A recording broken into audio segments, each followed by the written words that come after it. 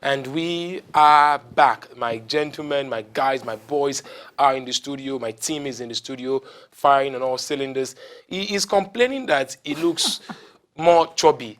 And I don't know who to blame. I'm not the one that asked him to eat so much food at the Yuletide season. But step forward, Slake Cereblon Clinton. How you doing, my man? I'm good, thank you. Oh, this is why you're not making faces. You said it that you've added so much food. But man, you didn't take it easy on the chicken, and now we're here. Yeah. That's the thing about the festive season, you know. A lot of food, a lot to eat. You have to like really discipline yourself. Yeah. But like I lacked that. Yeah, unfortunately, you like that. You like that. But hey, one thing that it never lacks is quality, crisp and top-notch analysis, and that's why he is here right now in the studio. Speaking about analysis, one man also holds sway when it comes to analysis. He's done a lot on radio, but I've told him that this year, 2020, his resolution, both of them, they have to make it more on TV as well as radio. Step forward, Adamson, my man. How are you? I'm fine. I'm fine. Good morning to our viewers. Yeah, it's good to see you, man. It's good to be back on HotSports. Absolutely. So we agree that you're going to be doing more TV, yeah? It depends. Yes, it doesn't depend on nothing. We are coming back here. All right, so moving on, guys. Let's quickly go into the thick of things. We can confirm to you the results on your screen. And then, of course, the fixtures for this particular weekend. Well, sad tales happen in the MPFA. We're not going to talk about that because really I'm tired. I've gotten it up to here. I'm really not going to do that. But unfortunately, bodies were maimed in that particular encounter at the MPFL. But we can confirm that Rangers went away at Warri Wolves and got a win maximum value. Atland defeated Enyimba yet to win in the last 5, I think. Katsina had a draw against Kano Pillars. It was a very, very bloody affair right there, literally. Rivers United defeating Lobby Stars 2-1. And on your screen, we can confirm that come January 19, we will see Rangers International take to the pitch against Abia Warriors. Kano Pillars will play Aqua United. Lobby Stars will play Dakada FC, as well as Warri Wolves will be playing Nasarawa United, and that particular fixture is on live, of course, at different match centers. Let's just jet right into Australia. We saw this happening. We saw that this could get like this, but the issue of the Australian Open and then the issue of the air not being quite top-notch enough for the competition. We saw this coming, Adamson. Yeah, we saw it coming, but we're hearing information that it's raining now in Australia. Nice. And the rain has been able to off like 32 wildfires, and they still have 88 burning also. We just look forward to seeing the rains come more, and maybe we'll see the start of the Australian Open. Yeah, back to it, and we're looking forward to how that would pan out. Of course, we can again confirm that American teenager Coco Gauff will be playing Venus Williams, and Venus Williams. You know, when I saw it, I'm like, okay, it's Serena, no, Venus. You know, what happened at some point, Clinton? I mean, you've been the one. I mean, I see most of your tweets about consistency, about being on top of your game almost for like forever.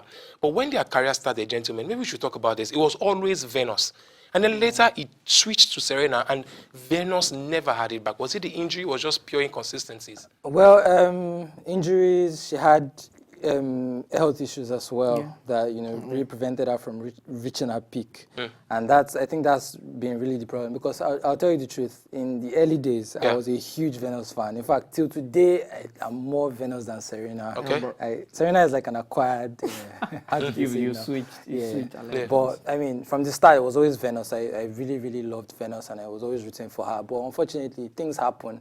Sometimes the stars that have a lot of potential are not able to really reach, the peak of what they were of what they are capable of. Absolutely. Because of certain factors like injuries and health issues and all of that. So I think that has been the case for Venus, and it's just sad. But ultimately, she's still done well for herself, despite the constraints. And I think she has done really well. She'll be remembered as, a legend of the game. And that's really what matters in the end. It is. At the end of the day, I mean, what you've done for the game is what matters. Well, we'll talk about the D-Tigress. Now we can confirm that they will be camped in Belgrade for Tokyo 2020. And talking about Tokyo 2020, we can also confirm something quite interesting. These Asians, they will not kill us in terms of innovations, in terms of inventions. We hear that the bed will be made from environmental sustainable materials, cardboard beds. So how How is that even possible? I mean, but again, it just shows that, Adam saying, sometimes some countries, some part of the world take innovation seriously. Yeah, it's like that. They said the highest weight they got at the, I guess, 2016 Olympics or thereabout was 200 kg, and they said they made that bed to be able to handle that kind of weight. Wow. Not only that, we talked about the D Tigers playing their qualifiers. It starts on the 6th of next month, and they are slugging it out with Mozambique.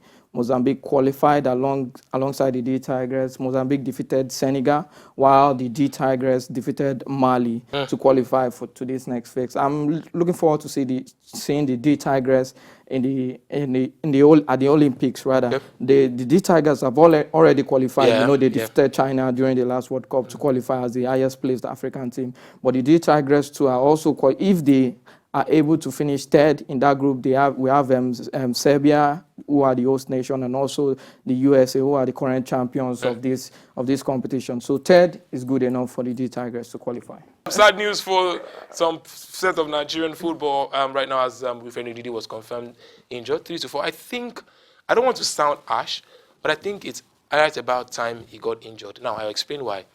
When I mean he gets injured, it's not as if I pray he gets injured. I'm saying that maybe he had played too much games. Yeah. He had played too many games, and then is that player that doesn't know big or small game, or this is kind of game we'll miss. He's a player that is ready for every game, and maybe in a way it has taken in store, and now he's like a forced injury. I agree. He played like the whole of last season.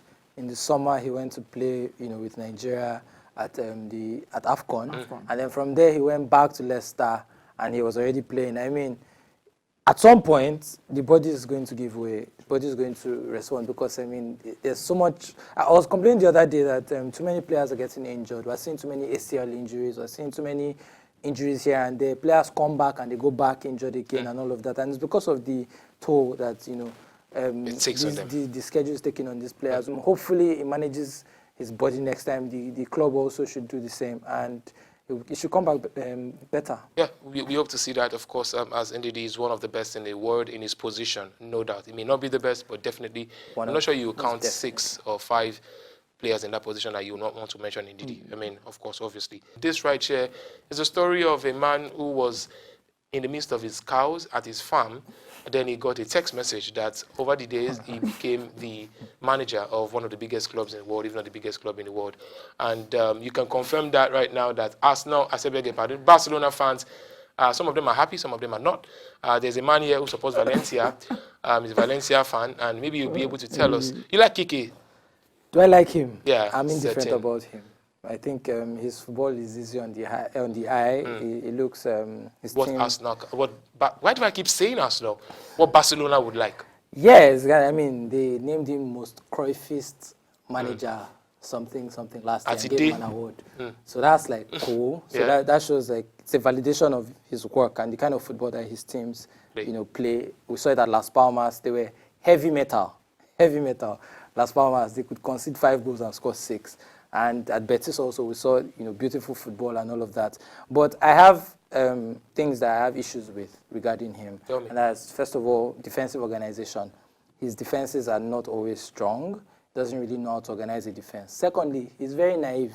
And I'll give you an example. I said this a lot.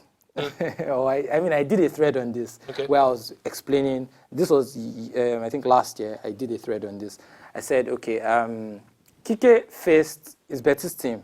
Very good team. Very, very good team. They faced Levante in a game in La Liga. They had over 70% possession at home. They lost that game 3-0. 7-8 months later, they faced Levante again, away. They had over 70% possession. They lost 4-0. And Levante created more big chances than them. In fact, it was almost 3 times as many big chances as Betis. Betis couldn't fight. It was just sterile possession here and there. And I felt that if it happened the first time and you lost 3-0, 7-8 months later, repeat. There should be no way that happens again. And that's one of the problems of Setien. Every time Setien met my manager then, Marcelino, he got beaten. I understood Valverde leaving eventually, maybe in the summer, when, you would have had 3 years, probably would have won 3 La Liga titles, and you say, okay, you want to go in a new direction, fine, you let him go. But the timing looks very suspect. And the game he was fired for, it was a game in which Barcelona actually played beautiful football. They looked very good. They were just somewhat unfortunate. So it doesn't make any sense that the timing is now. Like, there's no reason to blow up your season like this. Wait till the summer. So yes, if you're a Barcelona fan, maybe it's time for you to join another club. Or if you're a Barcelona, maybe it's time for you to just talk up your chances. Wait till Messi especially with Lionel Messi. When Messi retires. Yeah, so finally we look at the EPL fixtures. We can confirm that this Saturday, very, very soon, in the next couple of hours, Watford will play Tottenham Hotspur, who just can't seem to keep a clean sheet. Arsenal will play Sheffield United. Arsenal look good under Arteta. At least they look better, in the past couple of games. Brighton and Wolves will play Villa. City 6-1. They defeated the team Villa, but they will be hosting Crystal Palace, who, like 2 seasons ago, picked up a massive win there with Andros Townsend scoring that beautiful goal that you'd like to see every time. Norwich will play Bournemouth. Bournemouth are in a bad place, and they need to get out very, very fast. Southampton, with the man who is in the form of his life, Danny Ings, will continue against Wolves. Wolves right there losing the midweek against Manchester United at the FA Cup. West Ham United will play Everton. Newcastle play Chelsea, and that will be happening today at the St. James's Park. And meanwhile, Burnley will host Leicester City without Wilfred Ndidi, and hoping that Jamie Vardy will get back on the horse. The biggest game this weekend in Europe has to be Liverpool taking on Manchester United in a game that would really, really define Liverpool to be what they've always been this season, absolute juggernaut. You've been impressed so far, Clinton? With Liverpool? Yes, please. Yeah, very, very, very much. Liverpool have been exceptional, really. They're having an exceptional season. And now they're about to face a Manchester United team that they often struggle against. Every time they play Man U, no matter the manager, it just always seems like Man U are prepared for them somehow. For Liverpool, yeah. That's the day that Ashley Young will know that he'll put Salah in the pocket and all of that. So it's always very, very tricky. But Clayton, the best player at Manchester United, Rashford, he was injured yesterday. Yeah, so we don't know if he's going to be available for the game. Yes, but when you realize that even Ashley Young, on games like this, he will just somehow get energy. These games have a way of playing out. They have a way of playing out. I mean, the first leg, we didn't expect Manchester United to be any match. I think this is more of a banter for Manchester United. Imagine Clinton mentioning Ashley Young. Why not mentioning a Lingard or a Martial? Why do you like Lingard? I refuse to mention Lingard on this TV. Lingard, I don't know. They say you are coming to Nigeria. No. Ferdinand said he's coming to Nigeria, and I told him to bring Lingard along. Lingard has some good qualities. Moving on, beautiful people. We need to also continue with the conversations. So we can also confirm that the draws of the draw ceremony for the African group stage matches for the AFCON in 2021 would hold in Cairo, Egypt, of course, where all the 3 opponents of the Super Eagles will be known. The first stage of the match will be between 21st to 28th of January now, because it's no more match here. We can confirm that the Cameroonian FA has come out to say there's issues. We have issues with our weather. The meteorologists are telling us that it's best for us to play the AFCON in January. That's right there is what links us perfectly into our conversation and debate of today's edition of HotSports. So we'll go for a quick break, and when we return, it's time to bring that particular topic to the burner. You don't want to miss this.